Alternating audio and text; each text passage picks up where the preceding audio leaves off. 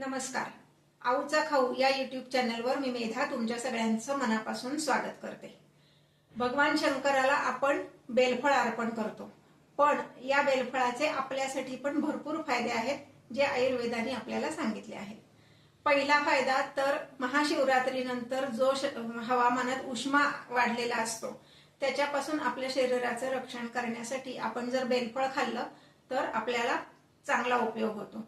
दुसरं म्हणजे उन्हाळ्यात बऱ्याचदा पोटाचे विकार आपल्याला होतात, तर त्याच्यावर पण आरामदायी असं बेलफळाचा उपयोग आहे. आणि सगळ्यात महत्वाचं म्हणजे मधुमेही रुग्णांना शुगर कंट्रोल करण्यासाठी बेलफळाचा खूप छान उपयोग होतो. तर ह्याच बेलफळाची एक सुंदर आणि झटपट होणारी अशी रेसिपी मी तुम्हाला दाखवणार आहे, ते म्हणजे बेलफळाचं सरबत. चला तर मग रेसिपी बघूयात. हे पहा, हे बेलफळ साधारण असं दिसतं, छोट्या नारळासारखं असतं. हे बाहेरून हिरवं असतं आणि आतमध्ये पिकल्यानंतर ते साधारण आंब्याच्या रंगाचं असं केशरी असं हे दिसतं.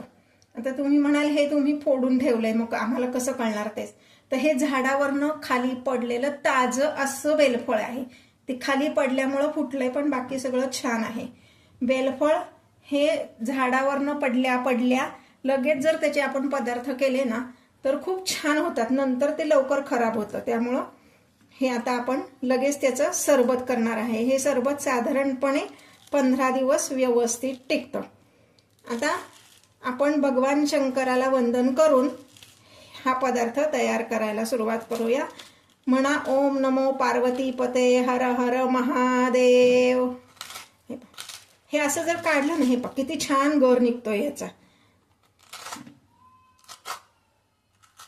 खूप सुंदर असं गोडसर चव असते ह्याची. थोडंसं कडवट असतं, पण असं बघायला गेलं तर मधुर चवीचं आणि मधुर गुणाचं असं हे आहे. किंचित आंबट नाही, कडवट आणि गोडसर अशी याची चव असते. एका बेलफळामध्ये तसा भरपूर गर असतो.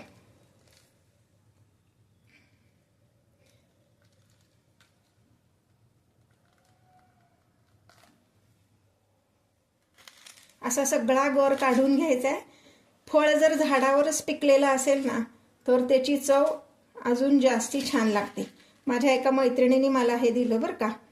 तिनेच खरं तर ही रेसिपी मला शिकवली की बेलफळाचं सरबत पण करता येतं आणि चवीला अगदी उत्तम.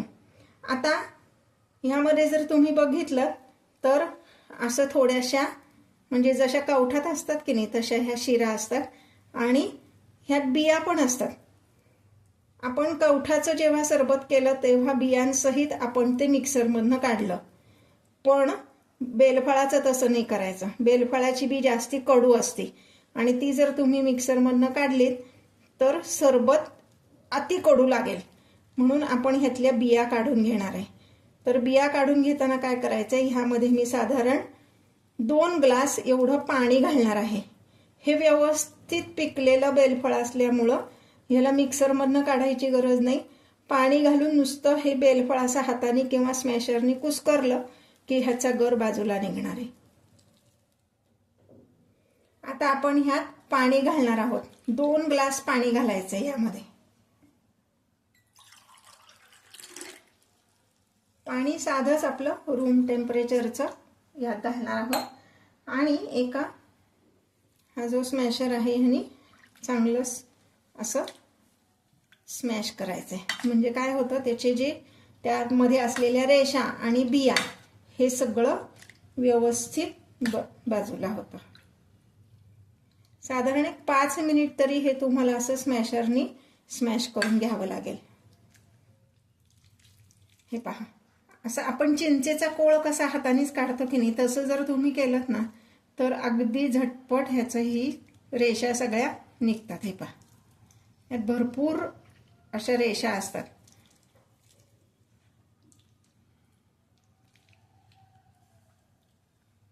एक महत्वाची टिप सांगते. बेलफळ शुगर कंट्रोल करण्याचं काम करतं. आपण ज्यांना शुगरचा त्रास आहे त्यांनी आठवड्यातनं 1दा किंवा 2दा हे घ्या.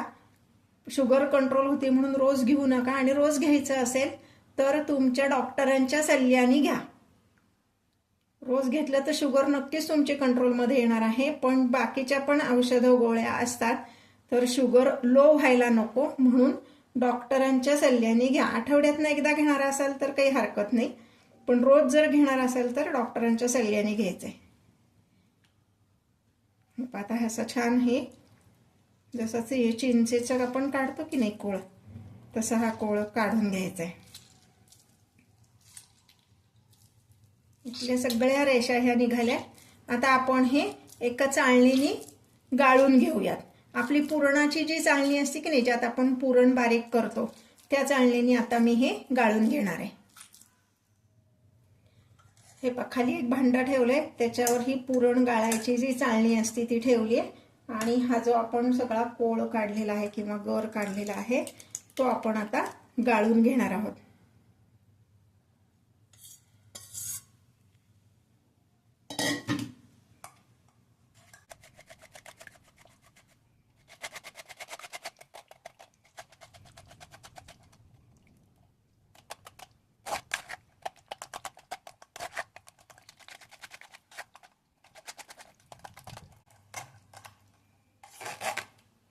बेलफळ हे फक्त उन्हाळ्यातच मिळतं, म्हणजे साधारण महाशिवरात्रीनंतर पिकलेलं बेलफळ मिळायला सुरुवात होती.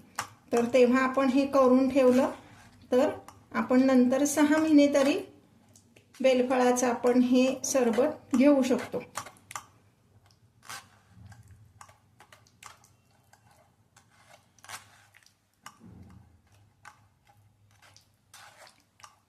अजून थोडंसं पाणी घालते, म्हणजे ह्यातला जो गर शिल्लक आहे, जे काही ह्यात राहिलं असेल त्यातला पण व्यवस्थित निघून येईल. हे त्या चाळणीतला गर मी इथे काढून घेतलाय परत दुसऱ्या पातेल्यामध्ये. ह्यात मी अजून 1 ग्लासभर पाणी घालणार आहे, म्हणजे ह्यातला सगळा गर छान निघून येईल. आणि ह्यामध्ये मी गूळ घालून ठेवणार आहे एक 15-20 मिनिटं. गूळ किती घ्यायचा आहे तर अर्धी वाटी गूळ घ्यायचा आहे.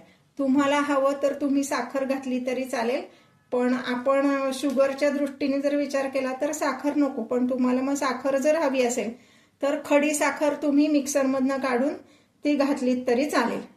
गूळ मी ह्यात घालते आणि 20 मिनिटं आपण हे असेच ठेवणार आहे, म्हणजे गूळ सगळा त्या पाण्यामध्ये विरघळेल. 20 मिनिटांनी आपण पुन्हा हे सगळं गाळून घेणार आहे.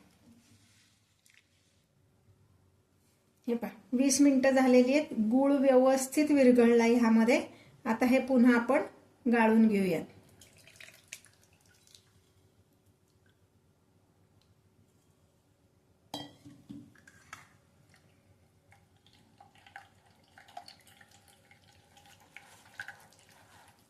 हे पहा, आता मात्र चाळणीमध्ये फक्त त्या बेलफळाच्या रेषा आणि बिया शिल्लक राहिल्या.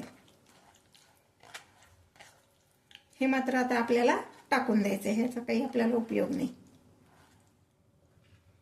हे पहा, आता गूळ घातल्यानंतर हे छान मिक्स करून घ्यायचंय.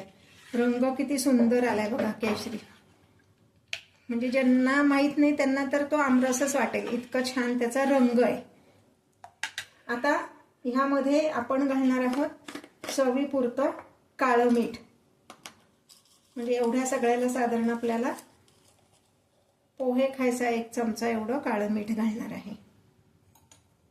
कुठल्याही सरबतात काळं मीठ छान लागतं, म्हणून काळं मीठ. तुम्ही साधं मीठ घातलं तरी चालेल.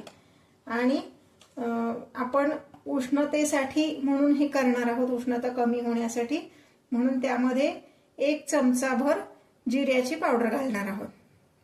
ही ऑप्शनल आहे, तुम्हाला नसेल घालायची, नाही घातली तरी चालणार आहे. मीठ सुद्धा नंतर चव बघून तुम्ही घातलीत तरी चालेल. आता एवढं पुरेल. दरवेळी जेव्हा सरबत तुम्ही, आता हे ऍक्च्युली सरबत प्रीमिक्स सारखं तयार झालंय, एवढं घट्ट काही आपण सरबत घ्यायचं नाहीये. ह्याच्यापासून आपण नेहमीच सरबत करणार आहोत. ते पण कसं करायचं ते तुम्हाला दाखवते. आणि मग त्याच वेळेस टेस्ट घेऊन तुम्ही मीठ किंवा साखर अजून ऍड करायचं का हे तुमच्या चवीनुसार तुम्ही ठरवू शकता. मी जे काही तुम्हाला रेसिपीज दाखवते त्या जर तुम्हाला आवडत असतील तर लाईक, शेअर आणि सबस्क्राईब करायला विसरू नका. आता ह्याच्यापासून मी सरबत तयार करायला दाखवते. आता आपण सरबत करूया. यामध्ये मी 2 आईस क्यूब घालते.